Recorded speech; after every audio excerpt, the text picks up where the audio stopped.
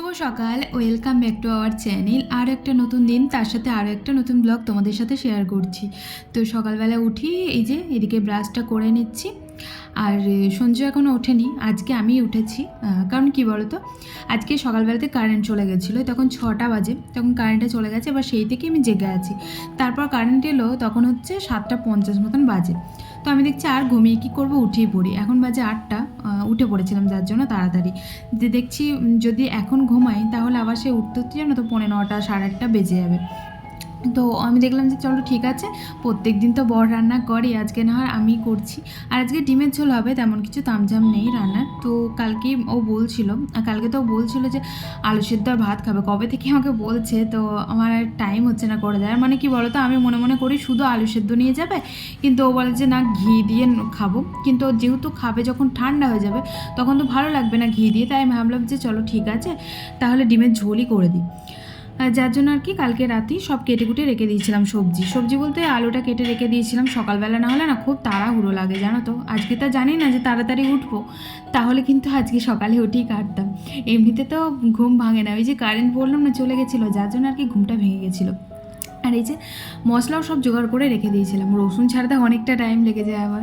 আর সকালবেলা যারা রান্নাবান্না করো তারা তো জানোই কি আলসি লাগে গো সকালবেলাতে কোনো কাজ করতে। সব কিছু যেন হাতের কাছে জোগাড় থাকলে রান্নাবান্নাটা একটু করে শান্তি লাগে। মানে ঝড়াম করে ধরো এলাম, হাত মুখ ধুলাম, তারপর চলে আসলাম কিচেনে এসে রান্নাটা শুরু করলাম। আমার তো মনে হয় তাই লাগে। তো যার জন্য আর কি রাত্রিবেলাতে সব করেই আর কি রেখে দিয়েছিলাম। আমার অবশ্য ওটার আজ ইচ্ছে ছিল না যে সঞ্জয় উঠতো, কিন্তু বললাম না যে আমি উঠে পড়েছি, যার জন্য কি আমি করলাম। আর এই যে মশলাটা বেটে নিচ্ছি। আর আমার তো মিক্সি নেই, তোমরা তো জানো। তবে হ্যাঁ, শিলপাটায় বেটে কিন্তু টেস্ট আলাদা রকমই হয়। আজকে ডিমের ঝোলটা যা হয়েছিল না, দারুণ হয়েছিল জানো তো। মেয়েরা বড় হওয়ার সাথে সাথে কত কিছুই না শিখে যায়, তাই না বলো? দেখো, যে মেয়েটা আগে জল গড়িয়ে খেতে পারতো না, সেই মেয়েটা আজকে একদম লঙ্কা টঙ্কা দিয়ে মশলা বাটছে জানো তো। মা যখন শিলপাটায় মশলা বাটতো, মানে আমাদের তো ছোট থেকে আমি দেখছি মাকে যে শিলপাটায় মশলা বাটতে, তখন কি হতো বলো তো, মাকে আমি বলতাম মা তোমার হাত জ্বলে না?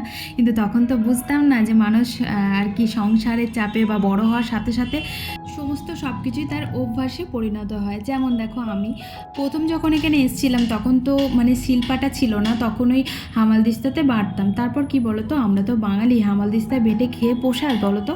যার জন্য ওকে বলেছিলাম একটা শিল এনে দিতে, তো শিল আর একটা নোড়া এনে দিয়েছিল। তারপর ওই টুকটুক করে বাটতাম আর হাত জ্বলতো, যার জন্য ও একটা মিক্সি কিনে এনে দিয়েছিল। মানে প্রথমকার কথা বলছি, আমি বিয়ের পরেই আর কি যখন এসেছিলাম এখানে। তারপর তো মিক্সিতেই করতাম, মিক্সিতে করতে করতে অনেক দিন হয়ে গেছিলো। তারপর কি হয়েছে বলো তো, মাঝখানে তো ওই বারবার আসা যাওয়া করি আমি, যার জন্য বারবার আর কত কিনবে জিনিস। তাই ওই যে একটা শিলপাটা কিনে রেখে দিয়েছিল, ওটাই আর কি ওই দোকান ঘরে রেখে দিয়েছিল। যখনই আসতাম এটা করি আর কি বাটাবাটি করতাম। আর ওই যে বাটতে বাটতে অভ্যাস হয়ে গেছে। প্রথম তো খুব হাত জ্বলতো, যেহেতু প্রথম থেকে অভ্যাস ছিল না, যার জন্য খুব হাত জ্বলতো। সেই বরফ দিয়ে, তারপর অনেক কিছু দিয়ে তারপর ঠান্ডা হতো জেল টেল লাগিয়ে। তারপর আস্তে আস্তে অভ্যাসে পরিণত হয়ে গেছে, এখন আর কিছু মনে হয় না। তবে হ্যাঁ, এখনও ওই হালকা হালকা জলে আর কি, চিরচির করে ভাব যেটা জলে। কিন্তু তখন কি হতো, হু হু করে জ্বলতো। তো কেন জানি না এখন আর সেই রকম আর জ্বলুনটা হয় না। তো হয়তো ওই যে বলি না যে অভ্যাসের আমরা তো দাস, তো অভ্যাস হতে হতে হয়ে গেছে। তো তারপর দেখতে পাচ্ছ এখন পেঁয়াজটা কেটে নিচ্ছি, পেঁয়াজ আর টমটমটা। আর ডিম দেখলে অতগুলো, তার কারণ হচ্ছে আমরা দুটো দুটো করেই খেতে পছন্দ করি। একটা করে ডিম খেয়ে আমার যেন পোষায় না, আমারও পোষায় না, ওদিকে সঞ্জুরও মানে ঠিক মনেই হয় না যে কিছু খেলাম। যার জন্য আর কি দুটো দুটো করেই দেওয়া হয়েছিল। দুপুরে দুটো, আর ওদিকে রাতে দুটো আর কি। 8টা ডিম ছিল, চারটে চারটে করে। তো চলো এখন ওই সবজিটা চাপিয়ে দেবো। ডিমের সবজি তো সবাই মোটামুটি জানো। আর আজকে কি হয়েছে জানো, একটা বড় সড়ো বিপদ হয়ে গেছে আমার হাতের মধ্যে। এই যে দেখতে পাচ্ছ ডিমটা দিলাম, আমি জানি না কোথায় থেকে কী যে ফেটে চলে আসলো আমার হাতের মধ্যে, তোমাদেরকে দেখাচ্ছি আমি পরে। প্রচণ্ড পরিমাণে মোটা হয়ে ফোঁসকা পড়ে গেছে, একদম বুঝতে পারিনি জানো তো। তখন তো বুঝতে পারিনি, তারপর আস্তে আস্তে দেখছি ফোঁসকাটা বাড়ছে। তো এই যে এখন দেখো, নর্মালি যেমন ভাজছিলাম তেমনই, এখন কিন্তু কিছুই হয়নি। তারপর আমি ঢাকা দিয়েছিলাম, ঢাকা দিয়ে দিয়ে ভাজছিলাম। তারপর হয়ে গেছে প্রবলেম, এই যে এই দেখো এই ফুটে চলে আসলো। দিয়ে এটা কী যে ছিল, হাতের মধ্যে পড়েছে আর বাস সঙ্গে সঙ্গে ফোঁসকা নিয়ে নিয়েছে। তখন তো কালো হয়ে গেছিলো, তো ভাবলাম যে হয়তো এমনি তেলের ছিটকে পড়েছে বলে, কিন্তু তারপর দেখি মোটা হয়ে একদম ফোঁসকা পড়ে গেছে।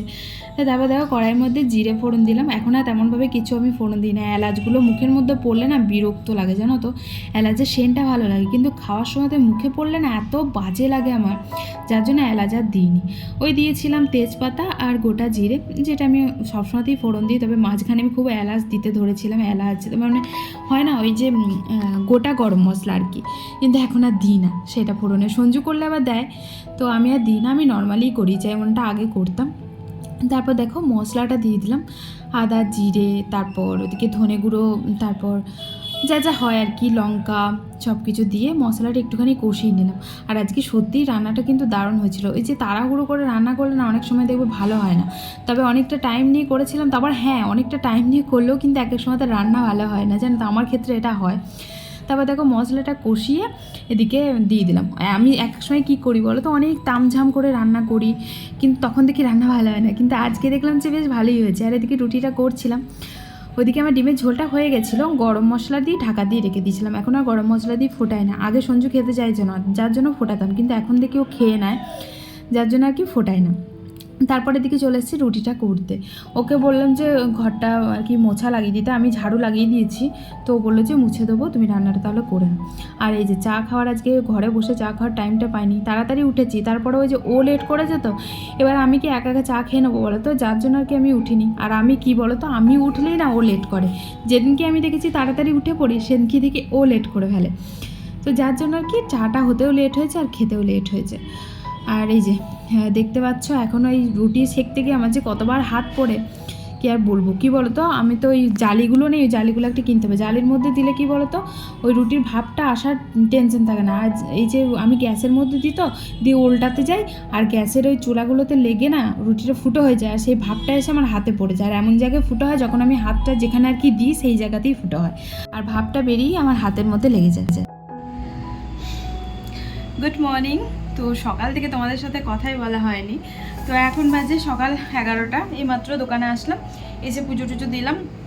আর আজকে সকাল থেকে প্রচুর তাড়াহুড়ো ছিল। কি বলো তো, আজকে তো আমি উঠেছি সকাল সকাল, রান্না করতে হতো, যার জন্য আর কি। তো আজকে ডিমের ঝোল হয়েছে, তোমাদেরকে দেখালাম, যার জন্য আর কি প্রচুর তাড়াহুড়ো করে আর ভিডিও শ্যুট করে কাজ করতে গেলে না খুব ঝামেলা হয়। এক তো টাইম চলে যায় অটোমেটিক, বুঝতে পারি না, ক্যামেরা এদিক থেকে ওদিক এদিক থেকে ওদিক সেট করতে করতে। তাই ক্যামেরা অন করি, তোমাদের সাথে কন্টিনিউ কাজ শেয়ার করে গেছি, কথা আর বলা হয়নি। ছাদে জামাকাপড় মেলে এসেছি, রোদ দিচ্ছে এত পরিমাণে, কি বলবো তোমাদেরকে। তো ভাবলাম, মনে করছি যে রবিবারের দিনকে কিচেনটা তো পরিষ্কার করতেই হবে, তার সাথে সাথে ওই জামা কাপড়গুলো না বার করে রোদে দিয়ে আসবো, কারণ ভাদ্র মাসে রোদটা খাওয়াতে হয়। দেখি কতদূর কি করতে পারি, আমি বলি ওই পর্যন্তই। তারপরে কাজে ছাতা মাথা খুঁজে পাই না রবিবারে পুরো একদম কি বড় ভিজিকিচি লেগে যায় এত। কিন্তু এই রবিবারে আমি পুরো ডিসাইড করেই নিয়েছি যে আমি কিচেনটা পরিষ্কার করবই। দুটো জিনিস অর্ডার করেছি, আসবে কিচেন ডেকোরেট করার জন্য। কিচেনটা না ডেকোরেট করতে হবে, একটুখানি কেমন কেমন লাগছে। তো চলো পরে দেখা করছি তোমাদের সাথে। হ্যাঁ, বসি একটুখানি রেস্ট নেই, তা করতে করতে কাস্টমার আসলে করতে হবে। পরে দেখা করছি, টাটা। ড্রিঙ্ক করে গাড়ি চালানো যে কতটা খতরনাক দেখো। এখানে একটা অ্যাক্সিডেন্ট হলো, মানে আঙ্কেলটা এত ড্রিঙ্ক করেছে, নিজে দাঁড়াতে সদ্য পাচ্ছে না। তো দেখলে তোমরা বুঝতেই পারবে, এসি আর কি নিজে নিজেই ধাক্কা মেরে পড়ে গেল। তো আমি ভাবছি বড় গাড়ি হলে কি অবস্থা হতো বলো, তার এটা যদি মেন রোড হতো তাহলে কি অবস্থাটাই না হতো। তো এইভাবেই তো মানুষের দুর্ঘটনা ঘটে, জানো তো। তো সত্যি ড্রিঙ্ক করে গাড়ি চালানো যে এতটা ভয়ানক, আর তার মধ্যে হেলমেট পরেনি। কিছুক্ষণ কাজ করার পর চলে এসেছিলাম বাড়ি। আর আজকে যেহেতু সকালবেলাতে তোমাদেরকে বলিনি মনে হয়, চায়ের সাথে না আমি একটা রুটি খেয়ে নিয়েছিলাম, যার জন্য আর একটা ছিল রুটি, আর একটা রুটি খেয়ে তো পেট ভরবে না, তাই দুটো মুড়ি নিয়ে নিলাম। আর এই যে ফোঁসকাটার আমার এই অবস্থা তোমাদেরকে দেখালাম, তো চলো খেয়ে দিয়ে যাই। আজকে যে ব্লগে কি ছাতা মাথা মুন্ডু হচ্ছে আমি কিছুই বুঝতে পারছি না। দেখো কখন তোমাদের সাথে দেখা করেছি, সেই দুপুরবেলাতে। এখন কটা বাজে বলো তো, এখন বাজে 6টা। আসলাম বাড়ি হচ্ছে জল ভরতে, তো চলো জল টল ভরে নিই। তো আজ অনেকটা দেরি হয়ে গেছে বুঝলে, তার জন্য জল টল ভরেই চলে যাচ্ছি। সঞ্জু এসে সন্ধে দিয়ে দেবে, ওতে এমনিতেও সন্ধ্যেবেলাতেই চলে আসে। তো চলো যাওয়া যাক। হ্যাঁ, প্রচুর দেরি হয়ে গেছে, আসতেই লেট হয়ে গেছে। যে জানো 6টার সময় এলাম, 6টা 10 বাজে। এখন যদি আমি সন্ধে দিয়ে আবার দাঁড়াতে যাই তাহলে 6টা 15 বেজে যাবে। এবার পুজোর বাজার তো, যদি কাস্টমার হয় তার জন্য আর কি। তো চলো পরে দেখা করছি তোমাদের সাথে, দোকানে যাই তারপর। Good morning. তো কালকে ভিডিওটা কন্টিনিউ করতে পারিনি। তো কালকে বললাম তোমাদেরকে আসলে হাতটা প্রচণ্ড ব্যথা করছিল, তার মধ্যে হচ্ছে মোবাইলের কিছু ছোট ছোট কাজ ছিল, সেগুলো করছিলাম বলি আর কি কন্টিনিউ করতে পারিনি মানে ভিডিওটা। তাই আর কি ভাবলাম যে আজকে এন্ড করে দিয়ে, এন্ডও করা হয়নি। কত মিনিটের ব্লগ হয়েছে আমি তাও জানি না, হয়তো ছোটোই হবে। আর এই যে আমার হাতের অবস্থা ঠিক এই রকম। কালকে রাত্রে ওই বোরোলিন গরম করে লাগানো হয়েছিল, ব্যথাটা একটু কমেছে, পোড়ার যন্ত্রণা বুঝতেই পারছো। তো তাও তো ওই ভাব লেগেছে, পড়েনি। ওই যে ডিমের কুচি ছিল জানো তো একটা, ওইটা ছিটকে এসে হাতে পড়েছে। তারপর তো আমি তখন তো ভেবেছি যে কিছু তেমনভাবে হবে না, কিন্তু আস্তে আস্তে দেখলাম যে আকারটা অন্যরকম নিচ্ছে।